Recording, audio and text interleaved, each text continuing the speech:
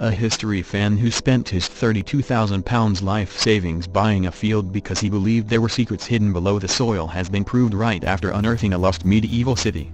Stuart Wilson bought the 4.6-acre plot of land in South Wales more than a decade ago, because he believed it would become significant in Norman history. Now, 12 years on, the 37-year-old has pieced together his findings to unveil the site as the ancient industrial town of Trelech, South Wales.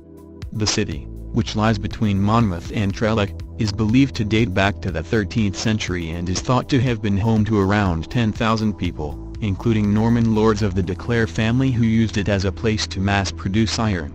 So far, Mr. Wilson and his volunteers have discovered the remains of a manor house with 2 halls and a courtyard, enclosed with curtain walls and a massive round tower.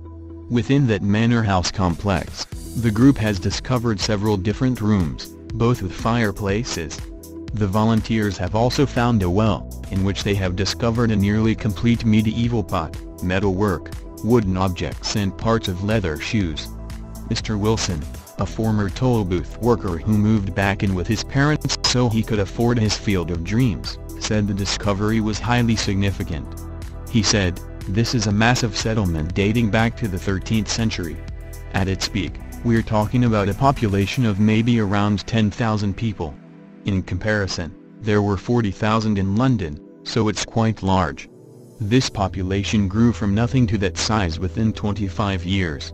Now it took 250 years for London to get to 40,000 people, so we're talking a massive expansion.